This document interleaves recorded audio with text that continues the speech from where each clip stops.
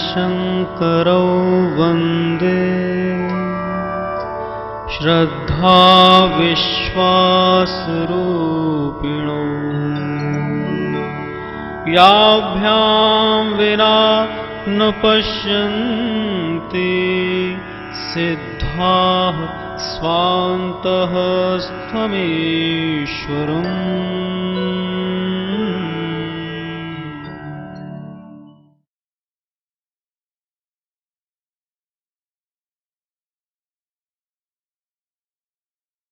I have discussed in detail about the process of meditation, how to do, in which I advise not to do anything, just remain seated, close your eyes and let it happen, whatever it was happening.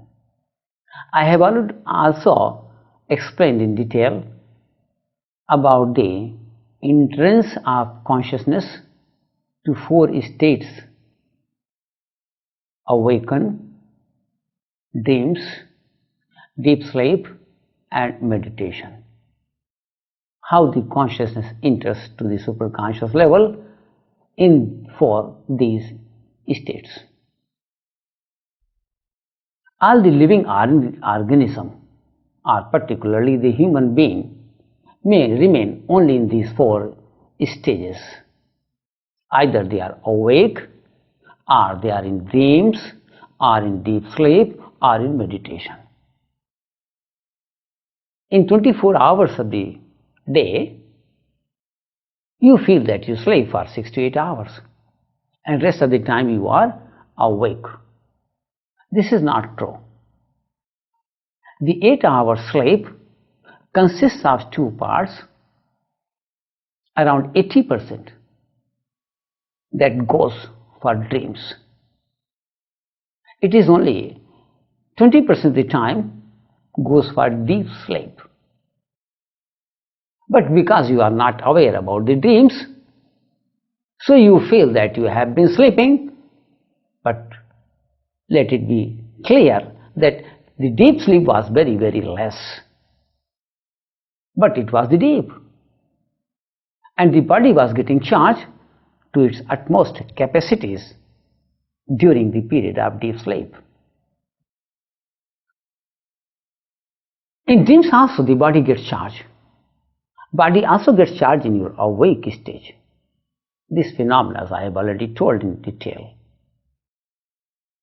Now I am going to talk about the differences of awake stage, dreams stage, deep sleep stage and the meditation. Most of the people are not aware about the 4th stage, meditation. The 2 last, the deep sleep and the meditation, they are similar in many respects. Similarly, the awake stage and the dreams stage, they are also similar in many respects. And it is better to understand these 4 stages categorically, more clearly, so that your meditation becomes more proper.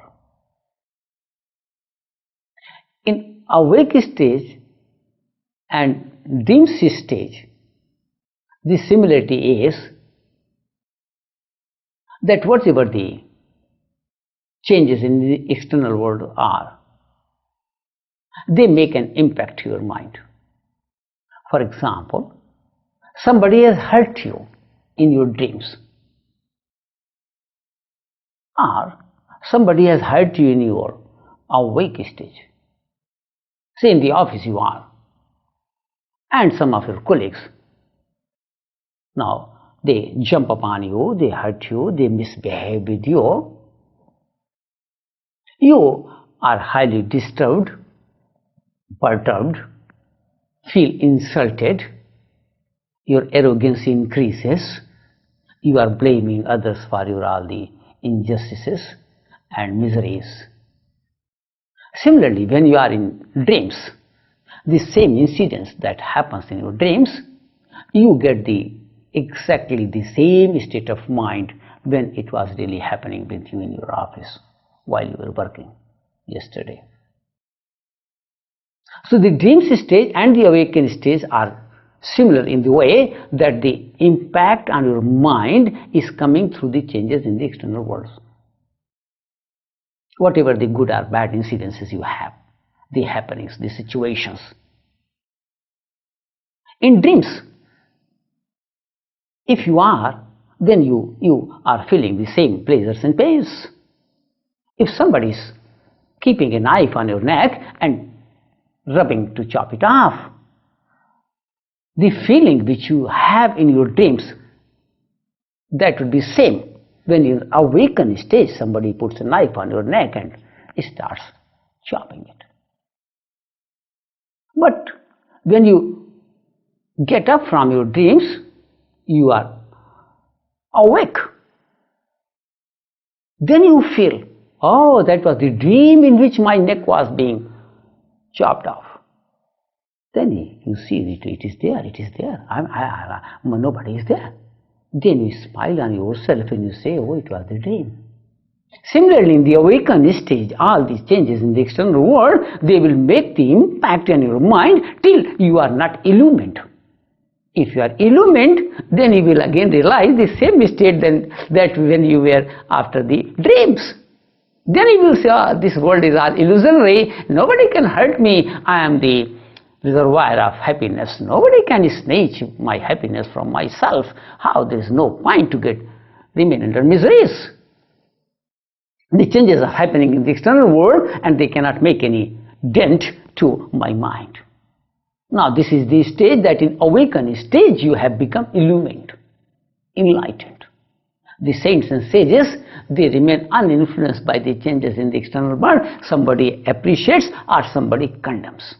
Whether it is a profit or a loss, whether factory runs or factory burns, whether house is built up or house is demolished. In all these situations, the mind remains stable, it rests in its eternal place, the internal happiness, the unfailing pleasure in the state of ecstasy. So the awake stage and the dream stage are similar in this way that the external changes, they make an impact. There in the dreams and here in your life. Then I am talking about the deep sleep and the meditation, the next two stages. In deep sleep, your I and my, they disappear. In dreams, the my disappears, but the I works. And that I was taking you to the dreams. In dreams, you forgot about your husband, about your wife, about your homes, about your money and everything. But that I takes you to the dreams. In awakened stage, both I and my, they work. But in deep sleep, I and my both disappear. And the moment I my disappears, you make a contact with your being, with God. Because the gap between you and God is because of your my and mine, me and mine, I and my. I is the ego and my is the attachment. Now that is the barrier between you and your God. If you could somehow reduce it, the more you reduce, the more nearer you come to your God. More divine properties you imbibe in your life. They are manifested. So in deep sleep, your I and my both disappear and you make a contact with your divinity. Similarly in meditation also, your I and my both disappear. It is from awakened stage to meditation. But deep sleep is from dreams to deep sleep. In deep sleep, you always enter from dreams. And when you come out of the deep sleep, it may be again a dream or it may be the awakened stage. But in meditation, you are always awakened and then you enter into meditation. And after meditation, again you are awakened. You enter in meditation from your awake stage and you again are awake after the meditation. In deep sleep, you enter from dreams and you come out after the deep sleep. Either you enter again in the dreams or you are awakened. In the dreams, when you enter from awake stage. You may enter into deep sleep, or you are again awake.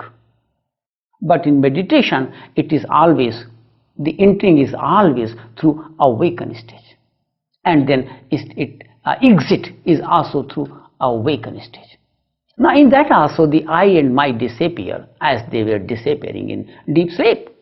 But the difference is that in meditation it goes deeper. It enters into the area of enlightenment also. It enters into the area of bliss also. It enters into the area of love also. After deep sleep, when you are awakened, you notice that your memories of the last night, they have gone. You feel refreshed, not only physically but mentally also. You also feel little enlightenment, little, but nothing remains further. It all is gone. Again you start the same accusations, the same allegations, the same counter argument, the same tragedies you start discussing.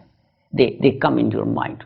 But after meditation, when you enter deep into your God area, then you are not involved, then you are enlightened, then you are illumined person, then you are not being influenced by the past incidences.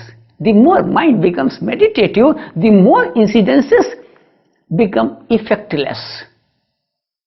Incidences may happen, injustices may happen, but your peace of mind, your happiness, your enlightenment, your love towards even your enemies, that is not lost, because it is the divine property. So the deeper the meditation is, the deeper your consciousness enters into the area of God, the divinity, your spirit, soul, being, the more qualities that imbibes, and then it brings to your different centers of your personality, and then you become more illumined, you become more blissful, then you have more divine, more sublime, pious love for all, and then you experience more vitality and more you become healthier. Of course, in deep sleep also, you were getting the vitality. But when you get up in the morning, you feel, in the absence of food particularly, that because of non-eating food, or because of the absence of food, absence of breakfast, you are feeling drowsiness or weakness. So the knowledge which you attain, the experience which you attain during deep sleep, it is gone. But after meditation, when you experience that vitality, then you notice that the vital power was from inside, from divine area, from the spirit, soul, not from food. So in that case, when you feel drowsiness or burning in your stomach in the morning and you are not getting the breakfast, your mind is very clear that it is the burning sensation, not because of the absence of food, but because of the presence of toxins. Because then you get the illumination. You get illumination that food was not the source of energy. You get illumination that money was not the source of happiness, neither the circumstances nor any other possessions. Then you get the enlightenment, then that the scriptures do not impart any illumination, they give only information. And then you also experience that love which we have been getting from the relations, that love is not in them, the love is always divine. It was the attachment which we are interpreting is as the love. The love is only of God, it was inside. So after meditation, when you get up, if it is deep, if it is true meditation, then you would get these enlightenment permanent basis. Now I may add little more, that during meditation, if the body is filled with various toxins because of the overeating, because of the more grains put in your stomach, time to time, you will sleep in meditation. Now you have to be very cautious as far as the food system is concerned, that the diet should be more of fruitarian or vegetarian and less of grains. And then the acidic food should also be reduced to make the meditation proper, because it externalizes the consciousness. Thus, there is a very important role of fasting in the meditation, and that is why all the scriptures of world, all the religions, they advocate the fasting. In Bible, it has been categorically been advocated, in Old Testament too, in Quran Sharif also, in Guru Granth Sahib too. In all these scriptures you will find the fasting has been advocated to make a contact with your being, with God. Because if the body is not on fasting, then meditation can never be proper, because then the body will go to the sleep instead of getting in meditation. Similarly, there is important aspect of detachment practicing to get the best results in meditation. Now, detachment practicing, which we advocate that you must tithe 10% of all your belongings and whatever the monthly you have in the service of Lord. And if you could dare to offer it to your source of enlightenment, where you have the faith, and from where the prayer shall be answered, and from where you will not be able to increase your ego, because then the sensation of the feeling of help will not be there. Then you will feel that you have been obliged by the acceptance of your offerings. So if you could dare that, take out the 10% from all your belongings and the monthly incomes from all your profits if you are a businessman, and offer it to a source of enlightenment. And then you will notice that your meditation becomes proper, because that source of enlightenment is already enlightened, nearer to God. Then you also come nearer to God, to your being, to your divinity inside. Thus in meditation there are two important aspects like fasting and selfless service, tithing 10%, which will make your meditation deeper and deeper. Thus from all your belongings, maybe it is the clothes, maybe it is the ornaments, maybe it is the time, say 1 hour in 24 hours, and from the food which we eat, you must start sharing to God, not to help anybody. The more help concept is there, the ego increases, then it is difficult to enter into this superconscious level in meditation. The more ego reduces, the more humility comes. Why you are not able to meditate? Because of the ego you have. That ego will not allow you to enter into the deep stage. Thus, by fasting and by sharing selfless service, the meditation will become more proper.